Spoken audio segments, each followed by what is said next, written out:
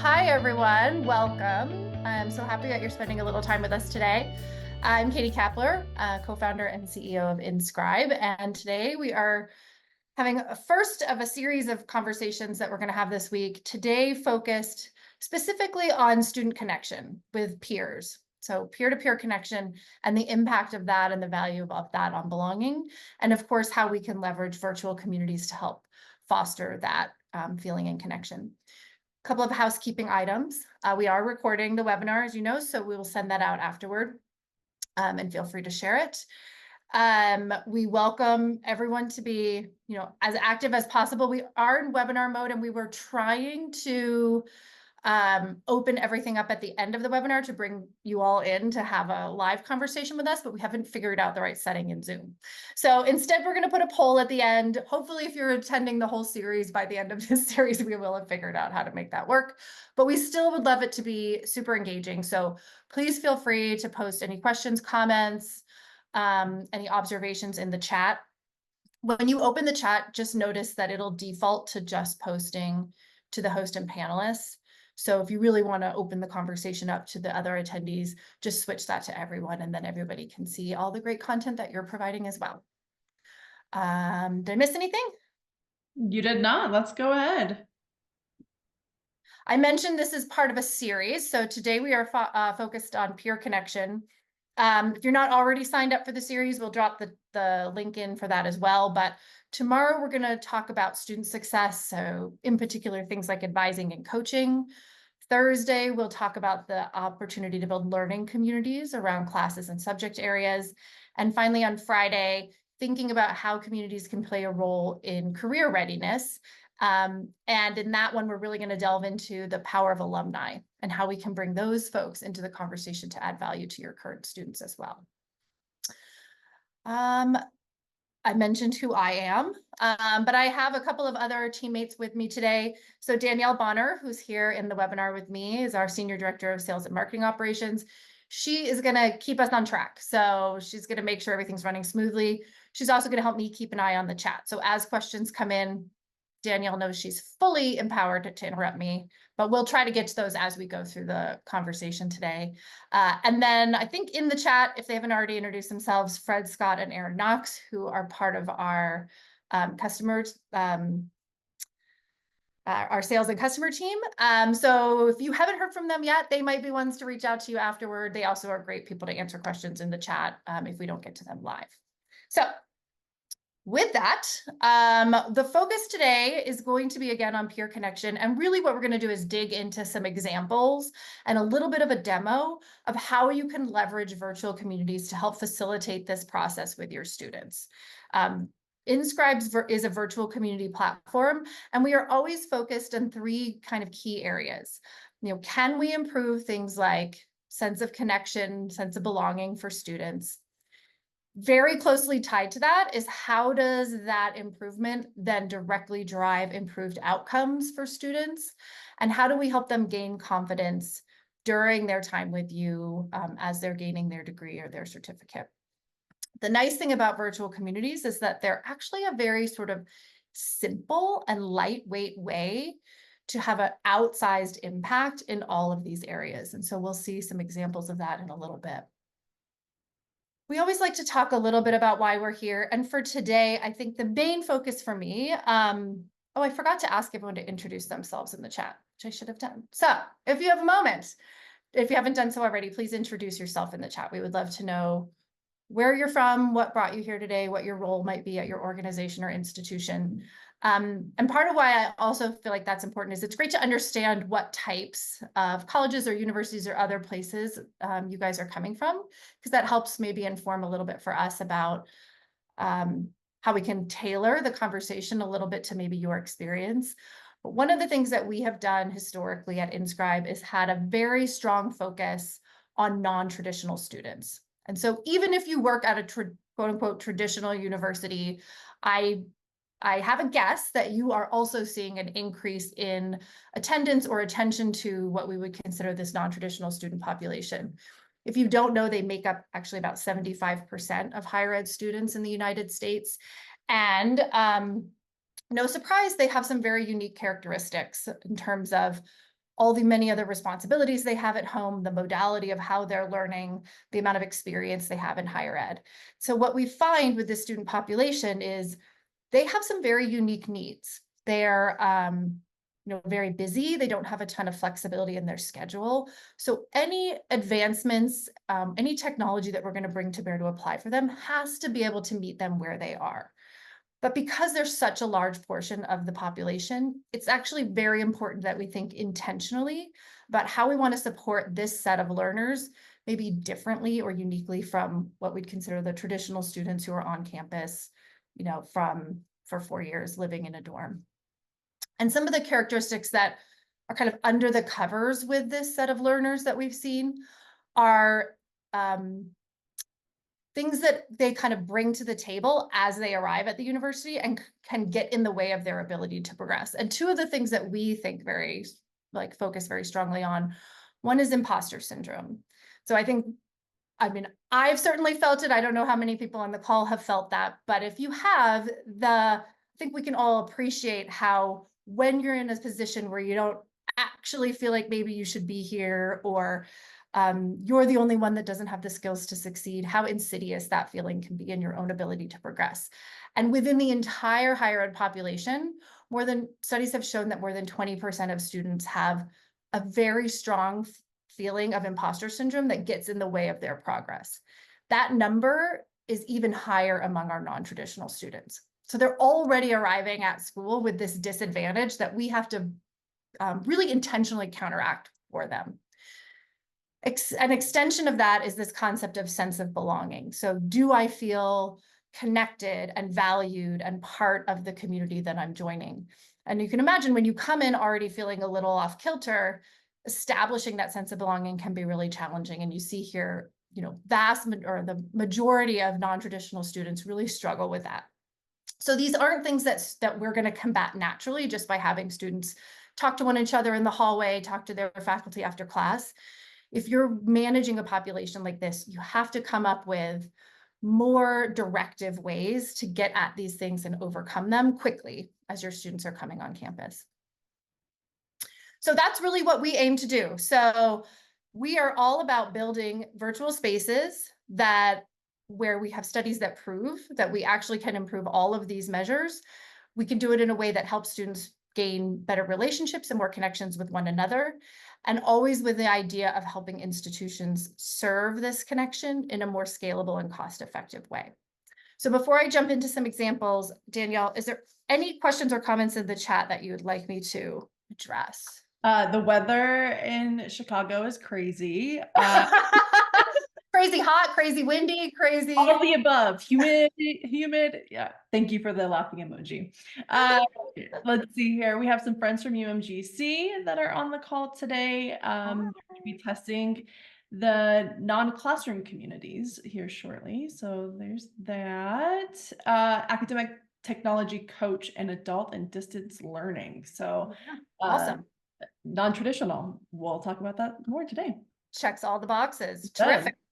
And I should impress that the same philosophy that we're going to talk about here, although we have sort of optimized this strategy for the non-traditional student, it doesn't mean that traditional students don't benefit from this as well. Because there's lots of reasons why a traditional student would also feel shy or insecure or kind of not clear on how to navigate their way inside a university or college. But we're going to talk through that lens of non-traditional just because they're the population of learners that are most forefront for us at the moment.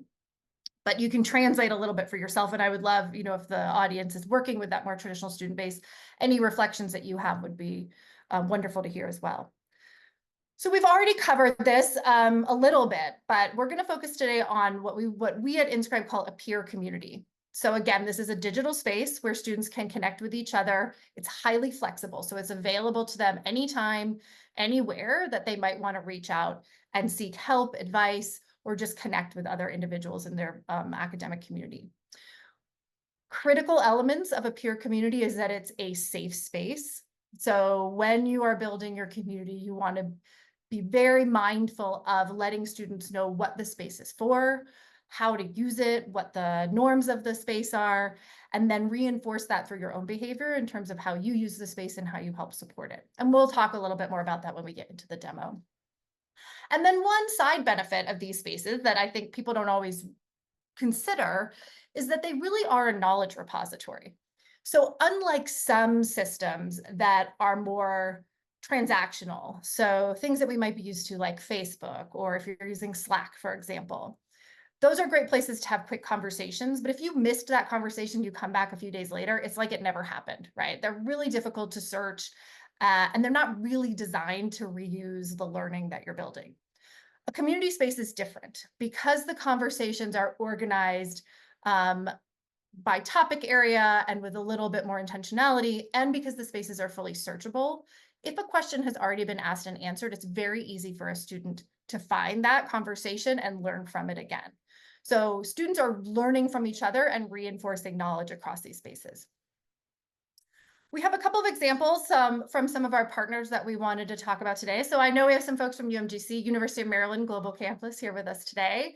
And we have been working with them recently. I don't know if some of you may have seen the press release that went out that talked about some of this, but they are an extremely large online school. They serve a large military population, and they were looking for ways to help their students feel more connected to each other because they had a deep belief, as we do, that that would help with persistence rates. So we recently did just initial pilot with them where we integrated InScribe into their what they call their PACE courses. So these are the first courses that all students take when they start their work at UMGC, and it's kind of like they'll have a better explanation for me about this than me, but think of it sort of like an orientation course, but not just how to use the LMS, how to use this. It's really about, how do I learn to learn online? How do I manage my coursework better? How do I decide, what is it that brought me here today and stay motivated? So it's this really interesting way to bring all their students together. So we integrated the InScribe community in there and gave the students a way to then, as they're going through that process, talk to each other about, what brought them here to their program. What were they excited about? What were they nervous about? And we saw incredible uptake from the students. And you can see the outcomes here that those that had access to this platform, we had a 24%, or about a quarter of the students were more likely to complete and retain in their program. So just a little change in terms of giving students access to each other and the ability to talk to each other can have an outsized impact on your ability to retain them. And one of the reasons for that is that you see the types of conversations that students are having in these spaces and how they directly combat some of the things that we talked about earlier in terms of imposter syndrome and sense of belonging. So you're really addressing those in a very natural way. Another example of this comes from Fort Hays State University. So they created a community called Tiger to Tiger, and it is a single peer community across their entire institution. All online and in-person students have access to this space integrated through Blackboard. And they really, again, wanted to create a space where students, especially those students that were online, had a more authentic way to interact with their peers and with the folks on campus than simply through like group projects or the work that they were doing in their classroom. They had learned through some studies that their online students reported interacting with peers outside of what was required coursework maybe 10% of the time. So they really wanted to flip, that story on its head. So again, great uptake, and they had some wonderful examples coming out of this community that I think reflect back on what we were talking about before, about how these spaces really serve to improve belonging and combat imposter syndrome. And this is one of our favorite posts. So we're very early in the launch of the community, someone came in and posted this "maybe I'm too old" post. Just talking about, I have all this other stuff going on, articulating perfectly the persona of that non-traditional student that we know is happening in their mind and in their day-to-day lives. And it's funny because the folks that we're working with over there, Andrew Feldstein, saw this post come in and was a little nervous because he thought, well, what if nobody responds? Like, should I jump in and say something? But he waited a minute, and within an hour, There were 15 responses. Here are some examples of what you see here. I feel the same way. I was also thinking this, but I was afraid to ask. Don't worry, we're in this together.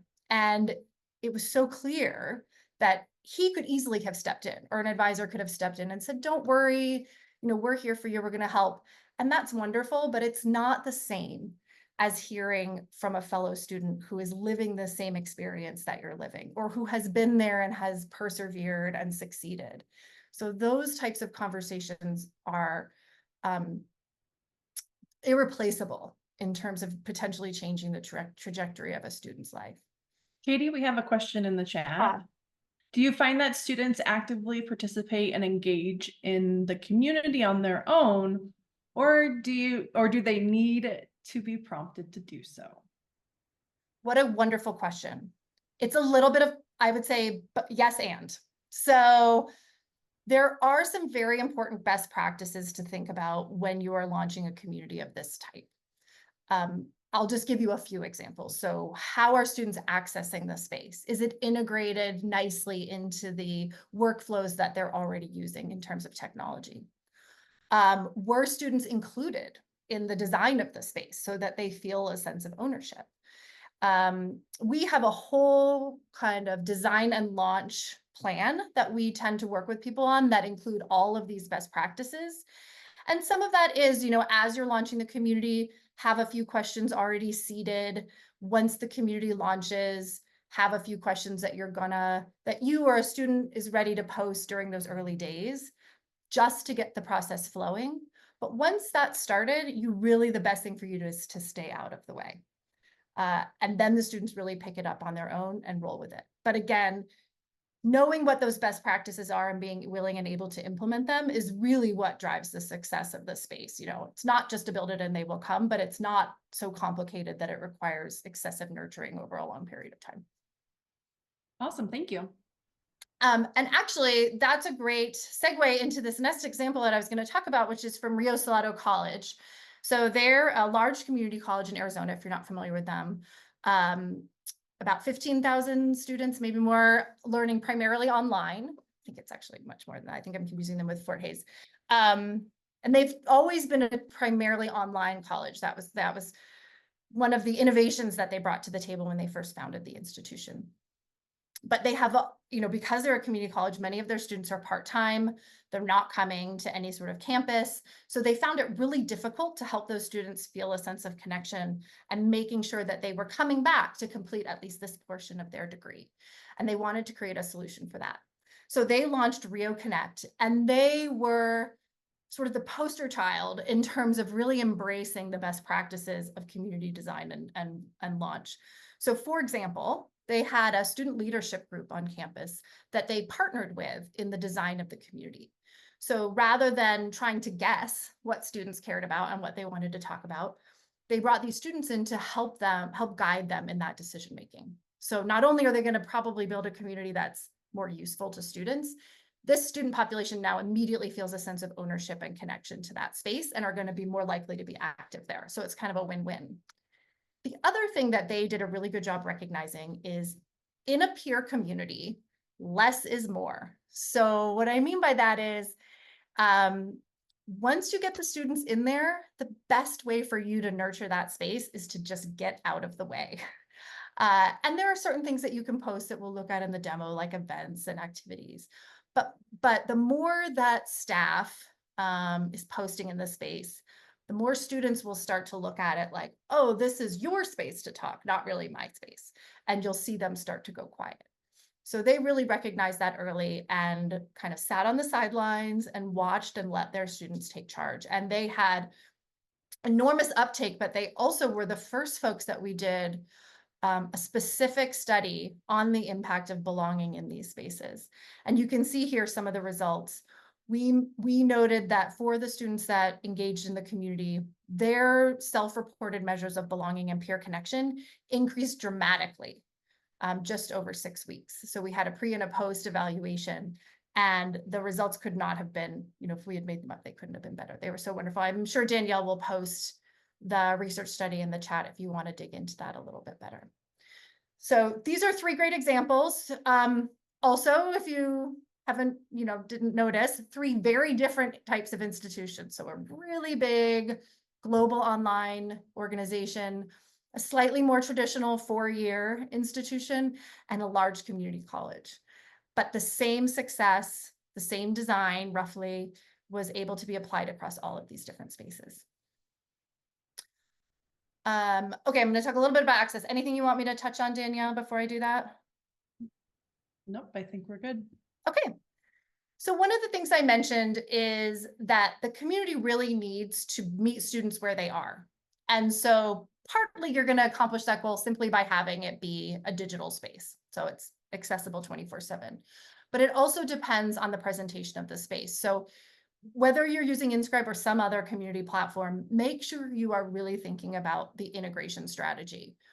Where do your students already go? Do you have a portal? Do you have an LMS? Do you have any other apps and tools that they're using? Can you create access points to your community in all of those spaces? If the community is in front of that individual, they're much more likely to engage with it, to trust it, to remember it over time. The other piece of that is that you want to make sure the community is proactively reaching out to your students when it's important. So are there really granular and effective notifications? Can those notifications come through both email and to the student's mobile space? These are the things that are going to reach out to the students and draw them back into the community and make sure that they are continuing to engage over a longer period of time. One of the other things that, maybe it's not required, but is really students tell us is very important is the ability to have a native app on their phone. So we designed the InScribe native app a couple of years ago, and it's just a way to always be in that student's back pocket. Now they don't necessarily have to go through another system to get to their community. They can get to it directly whenever they want or need help. So these are just a few things to keep in mind as you think about your own community strategy and some of the components that will make it successful. All right, we're going to jump into a little bit of an InScribe demo. Anything else before I do that, Danielle? Nope, let's see the demo. All right. Okay. So I'll just leave it like this. Okay. So here we are in InScribe and we are in the Students Connect community. So a couple of just practical things. When you're working with InScribe, your community will be branded for your institution, your logo, your colors. You can rename the community, whatever makes sense for you. So we saw some examples of that in the previous conversation that we were having. It's really about making sure that you're reflecting your voice to your students, something that will resonate with them and help them, connect this back to the personality of your institution. When you're building a peer space, a couple of things to keep in mind. There's probably about 3 flavors of conversation or contributions that you're going to want to have in a space like this. One is just pure getting to know you, peer-to-peer social conversation. So letting people introduce themselves is a super basic example of that. Letting them share silly facts and jokes with each other. So it's, the kinds of conversations that people would have had if they just passed each other in the hallway or they were sitting down at the library together. You want to create spaces that will allow them to recreate that very low stakes, easy type of getting to know you. You'll also want to create some spaces that are a little bit more practical. So where students can share advice with each other, talk about their own experiences with certain things. Did you have this professor? Has anyone taken this class? What should I think about doing next? And so a couple of topic areas that are focused around that can also be really useful. And then the last is where you can kind of play a larger role in driving engagement, which is to have what we'd call a live event space. So InScribe generally is considered an asynchronous conversation platform. When students come, they post, and they're communicating back and forth in an asynchronous way. But it's nice to complement that sometimes with some synchronous events. So if you as an institution are hosting speakers that are coming to your campus or social hours where everyone can just kind of get together and chat or study groups, having those also advertised and available through your community is a nice way to draw people in and give them, additional reasons to come back to the space and get together. And that's what we see here. So these things here, just to kind of orient you, are the topic areas. So most of your communities are going to be primarily organized by these topic areas. And you can see that we have a nice variety of those. The other thing that you might consider if you have a really large student population is to start to create some subspaces for your students. So that's what accomplished in InScribe through what we call channels. And these are ways to bring together a smaller set of individuals that have maybe a shared background or interest. So they have a more private space where they can talk to each other without that conversation, being part of the larger community. And these channels can be public, so you can see that I can browse the channels that are available, join the ones that are relevant or interesting to me, or you can create channels that are private, and so students would have to be invited to that channel to participate. But in any case, they're just a nice way to create just like a subgroup within your community to give those folks a focused place to talk to one another. Here's the search. So we mentioned before about the searchability and the reusability of content in the community. Oftentimes when folks come to the community, they're just going to initiate a new conversation. But if I did have a specific question, I could start to type it out in the search bar, and the system is going to draw me into any resources or conversations that are already focused on that topic. So that's a way for a student to get connected to something really, really quickly without having to wait for someone else to jump in, and to mean that there's one less question out there that somebody needs to answer. So I can connect really easily and jump in there and start working with those folks. You also might want to start a new conversation. And so when students initiate a conversation, they're generally doing one of two things. They're either asking for help or they want to contribute something to the community. So we give individuals the opportunity to kind of pick from those two categories. Something that's really important in the contribution space is to allow students to really show up in the way that they feel comfortable. So digital spaces already welcome a larger set of participation than when we think about synchronous spaces. And what I mean by that is it's much harder to raise your hand in class and speak, or speak up on a Zoom even, because that's intimidating and nerve-wracking, and you're worried that what you're going to say might, come out wrong and you'll say it wrong. So when you create a virtual space, you give your participants a little bit more time to think about what they want to say, how they want to say it, and automatically that is going to welcome a larger group of individuals to participate in these spaces. You can then add additional features and considerations to draw even a larger group in, because we want to make it as easy as possible for you to participate. We want to lower that bar as far as we can to welcome in the broadest group of activities. So one of the ways that we do that is simply by allowing you to have control over the visibility of who you are when you post, which sounds simple, but it has a really big impact. So when you post, you can either just post with your profile and everyone can see who you are. You can choose to post anonymously, which means your fellow students would not see who you are. The moderators of the community could still see who posted it, so it's not full anonymity, but it gives you a little bit of cover, if you're feeling anxious and nervous. And then you also have the option to post just to the moderators. So if you have something you don't think is relevant to everyone else, or you just don't want to share, you can have that sort of private mode of conversation. This is critical to just telling students, participate how and when and where you feel most comfortable. You can also, bring in all kinds of fun things like images and videos and fun little emojis, which is nice, especially in a social space. People will share pictures of their pets, or, their favorite recipe, or some great memes that they found. Again, just like keeping the conversation casual and letting their personality shine. When the conversations are posted, the notifications kick in. So I already mentioned how important notifications are to the platform. The community itself will reach out to all of your members and say, hey, Katie just asked a new question. Here's the content of that question. Do you want to click here to jump back and be part of that conversation? I would say about 50+% of the participation that you see in your community will be driven through your notifications. So that is absolutely a critical element. I also know that people feel like students don't look at their email. However, we have really good luck with like very high numbers of both views and interactions coming through those email notifications. But again, we also have the mobile notifications. So we're kind of covering both those bases. If there are students who aren't checking their email, they can get it directly on their phone.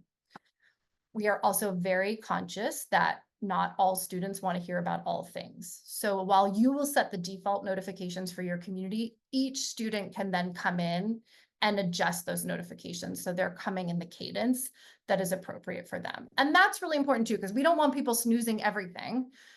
You know, turn off certain things, move certain things to more of a summary conversation, but keep them on so that you're not missing out on what's going on in the space.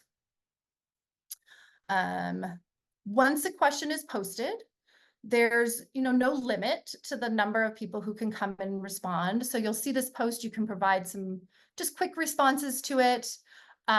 You could answer their question. You can also follow it if it's something you're really interested in, but maybe you don't have something to contribute directly to the conversation, and then you'll continue to get notified about what's happening there.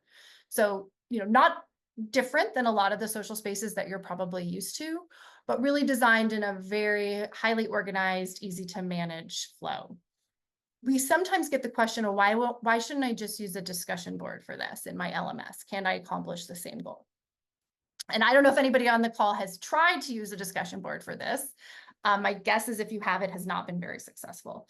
And I think there's a couple of reasons for that. One is that students really think about that space as formal learning. This is part of my class. It's an assignment that I'm required to do. It has a different flavor than a social space where I'm much more casual. I'm participating when and where I want. It's not required. So when we conflate those two things, I think it confuses students and it can be a bit off-putting. The other, I think, more practical thing is that discussion boards really aren't designed to be social spaces. So they're hard to navigate. Oftentimes you can't search them. They don't have this clarity of view where you can just see really easily what all the conversations are and who has participated and joined in them. So just by changing sort of the purpose and the design slightly of these, you'll see an enormous uptick in the amount of participation that you see. One other thing I just want to point out while we're here is you probably see this little red flag. So I mentioned earlier that with peer spaces, less is more.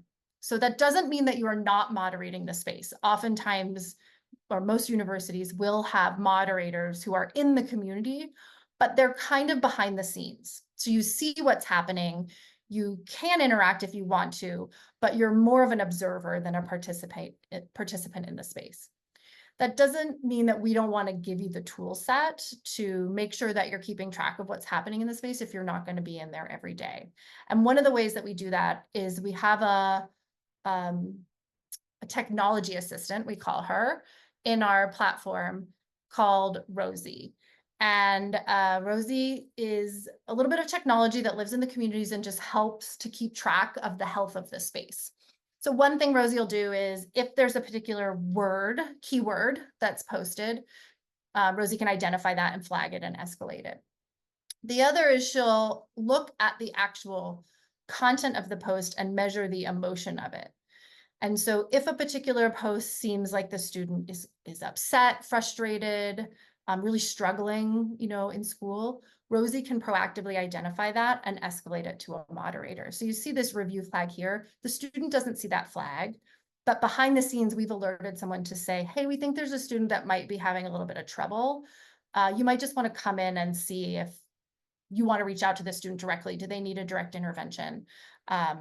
Just to kind of help prioritize where to spend time in the space. And that can be really useful, especially if you have a big active community. It helps you keep an eye on where the highest priority items are. Hey, Katie, quick question. So we're talking about the technology that moderates the space, but what about the humans that moderate the space? Yeah, so in a peer community, you are going to want to have both. Well, you're going to want to have passive moderators. Usually those come from your staff. In many cases, they are from the student success team, from the advising or coaching team. It kind of varies on the institution where that responsibility might lie. And those folks are, again, just keeping an eye on what's going on. Is there something I need to jump in and address? Did a student ask a question that another student really cannot answer? So those moderators are kind of around the scenes, keeping an eye on things. The other thing you might consider is having some of your student leaders be more active moderators in the space. Actually giving them that role of moderator, empowering them to initiate conversations, drive what's going to be happening in the space, make decisions about ongoing design of the space. Students love to do that in our experience, and they can be some of the best moderators out there. They generate some of the best conversations, and they really know what their fellow students are thinking about and caring about. It's not a tremendous amount of work. Moderation is really, I don't know, some of our customers on the call might be able to answer this even better, but an hour, maybe 2 hours a week would be on the high side, especially for a community like this. So it's a very lightweight role, just kind of keeping an eye on things and really letting the students be the ones that drive the conversation. Thanks. Another quick question. So you're showing us the InScribe platform that's not integrated into other parts of the student journey, such as the LMS, the websites, the portals, and things like that.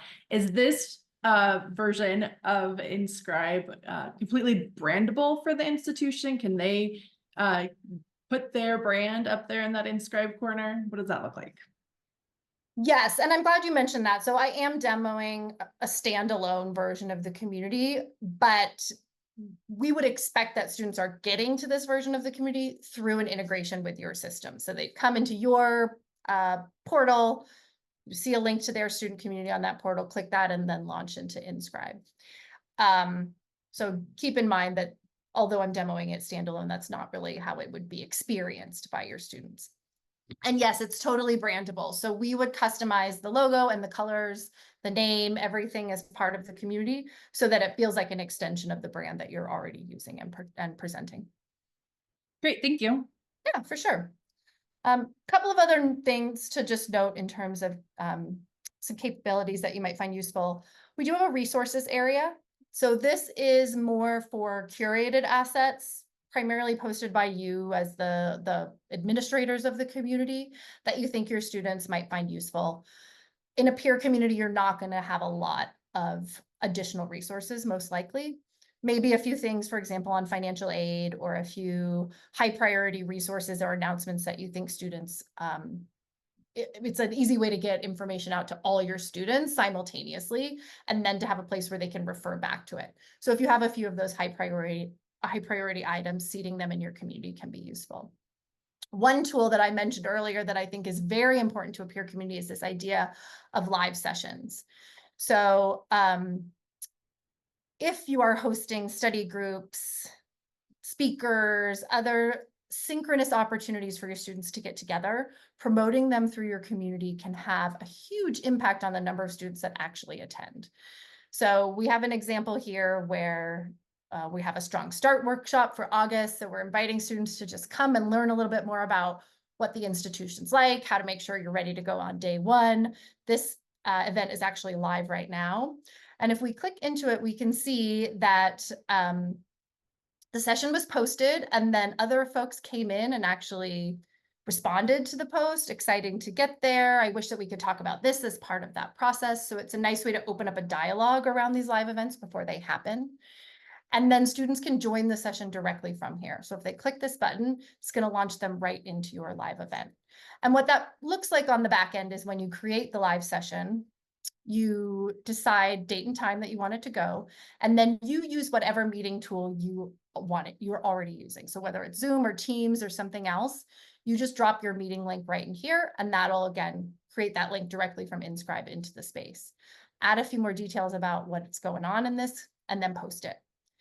The student will then get a notification where they can add it directly to their calendar. And about 15 minutes before the session goes live, we're going to send them another notification letting them know that the event is about to start. We hear reports that attendance at these events go up 200, 300, 400% when they're promoted in their InScribe community. It's just a different way of presenting them. And I think that reminder right before it happens drives a lot of individuals to jump in who maybe had forgotten that it was happening or hadn't seen it posted the first time. The other nice thing about this space is if you record the session, you can grab that recording and tag it back to your community. And then if a student missed it, they can watch it and get the benefit from it, but they can also ask follow-up questions. So if you covered some stuff about FAFSA, for example, and they still have questions about it, they can put those in there, and it's a way for you to continue that conversation with them so they don't miss out on anything. Anything that you want me to touch on, Danielle? No, I think the only thing that I would add is we use this feature here at InScribe in our support community, and we have seen, like you said, 200-300% increase in the number of attendees that we have on our actual webinars as well. That's true. And then one last feature I'm just going to talk about because I think it's really relevant to these peer spaces is this idea of chat. So the whole space is designed to be conversational. But you can imagine how initiating a conversation in this sort of asynchronous modality is a little bit more formal, right? You're posting, you're waiting for something to come back.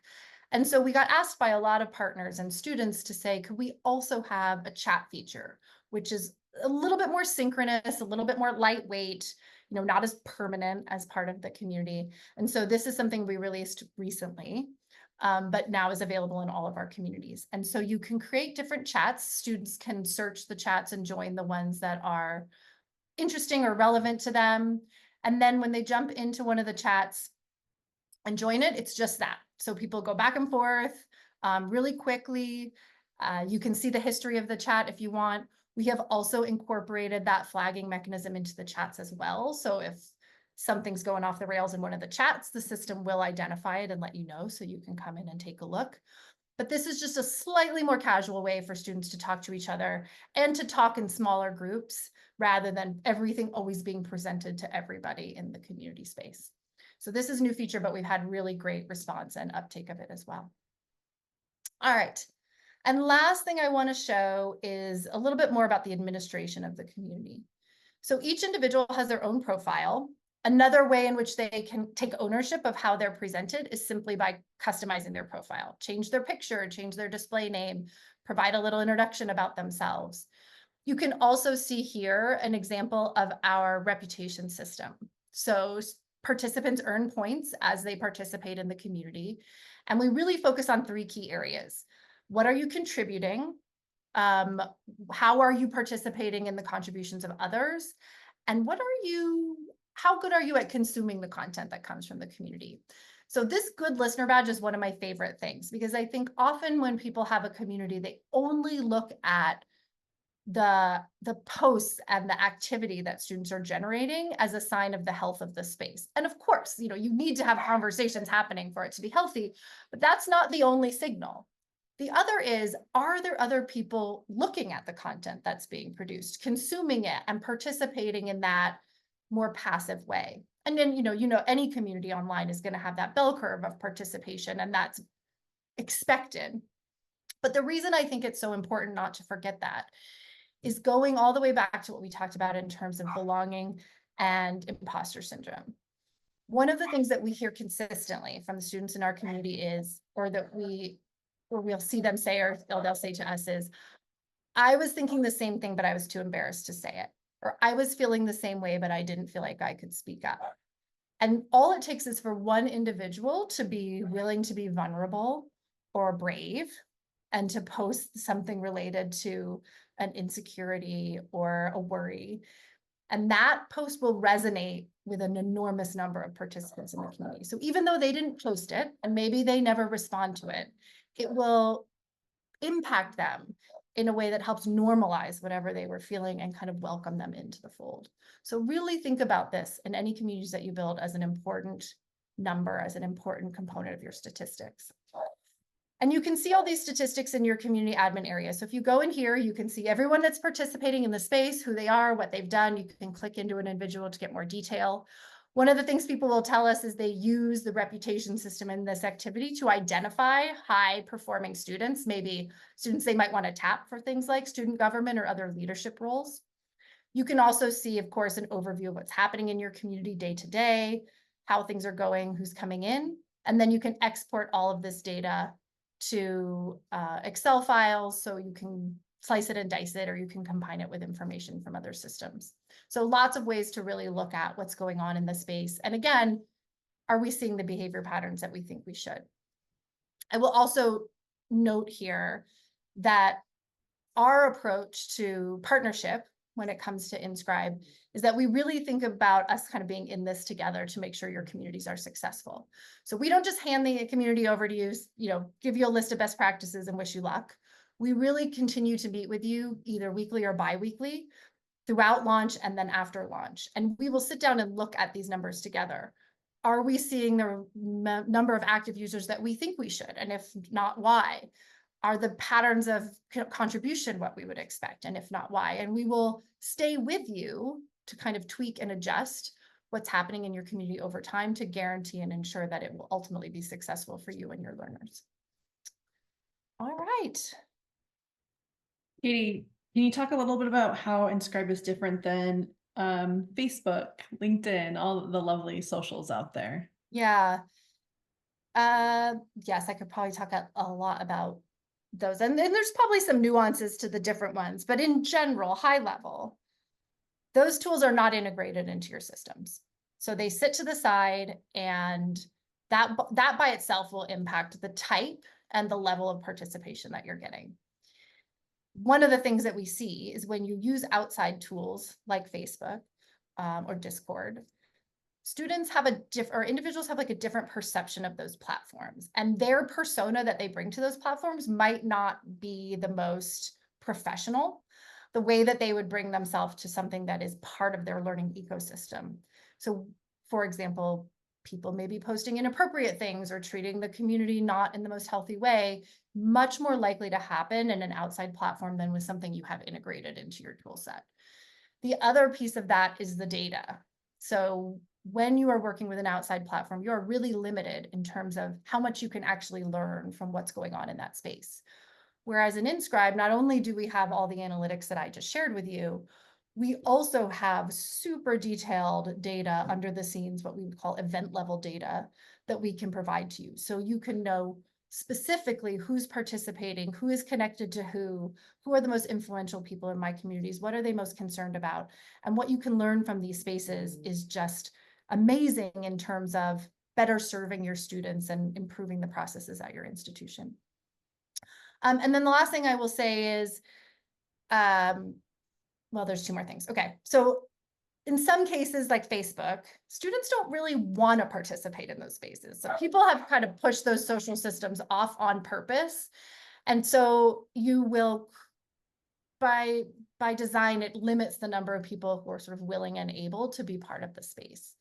And then the last thing is something I touched on earlier, which is those spaces are not really designed to be generators of knowledge. They're very transactional. When something's off the page, it's kind of like off the page, like it never happened. So you don't have as much of that knowledge repository building knowledge over time that you have with a community space like InScribe. Did I forget any, Danielle, big ones on that? I think you did great. Talk to us about bad behavior. So are you ever seeing any bullying or negative interactions within the communities, and how would that be handled? In the 5 or 6 years that we have been doing this, we've had 2 examples of somebody post something in a community that really was not appropriate and had to be taken down. That's 2 posts out of where we're at now, 850,000 community members. And both those posts were caught by Rosie, immediately flagged and immediately removed from the community. You will, I can almost guarantee, I probably shouldn't say that you will not see that type of bad behavior in the space. Now, there are maybe some times that students won't understand the norms of the community, so they might post something like advertise a service that they're offering, or something that you as the institution are like, this is not really what that space is for. So there's a couple of things that you can do. Certainly you can reach out to the student and just say, please don't do that. You can remove those posts from the community or move them into private mode so they're not visible to other students. And you can, if you want to, mute somebody. So they can still get into the community, they can see what's going on, but they don't have the ability to post. And in a really egregious situation, you can actually remove that person from the community altogether. But there are a lot of mechanisms in place to catch things and to help remove them if they are inappropriate, but it's very, very rare. Awesome. Talk to us a little bit about how long it takes to set up and launch a community. And is it something that can be done before the next term? Yeah, here are the steps involved so that we do the community design. Depending on the type of community that you're looking for, we will actually propose a design to you based on our past experience, and then you can tweak that if you want to. We'll identify the student population that you want to bring in. We do want to do technical integration. So oftentimes that's the one thing that might take a little longer just depending on the availability of your team. But it's not a lot of work. It's either a standard LTI, standard SSO. So very simple integrations. It's just usually a factor of getting on somebody's radar. Then we'll do a little bit of training and we'll give you a launch plan and then we're off and running. All together, if availability is good, we can get a community up and running in 2 weeks. Awesome. I think Yes, plenty of time before fall starts. yeah. We don't have any additional questions in the chat, but if you do have a question in the audience, please feel free to drop those in the chat. And then Katie, I think it's probably a good time to wrap things up. Yes, perfect. So this was a fast and furious overview. There's obviously a lot more to go into, both in terms of design and best practices and just feature set in the space. So if you are thinking about building a community, or if this is something that is on your radar, do you have the poll? Is it too early to do that? I can put up the poll now. Yes. We also have a question, just real quick. Oh, yeah. So can you restrict or grant access based on the types of students? Yes. So we will have some communities that are institution wide, but often people will launch a community that's for a specific subset of learners. And so there's a couple of different ways that we can accomplish that with you. So that's definitely doable. All right, I'm going to launch the poll now. Okay, so if you're thinking about this, if you're interested in it, fill out your information here. We'll reach out to you just to learn a little bit more about your institution and what you're thinking about. And we can absolutely customize a conversation to really think through how we could best solve this problem for you and for your unique needs at your institution. Again, it's not too late to get something going for fall, and you'll see these peer spaces. The impact you will have for your students can happen in as little as 6 weeks from the time that you launch. So again, a very sort of lightweight thing to implement with a really outsized impact and value for your learners.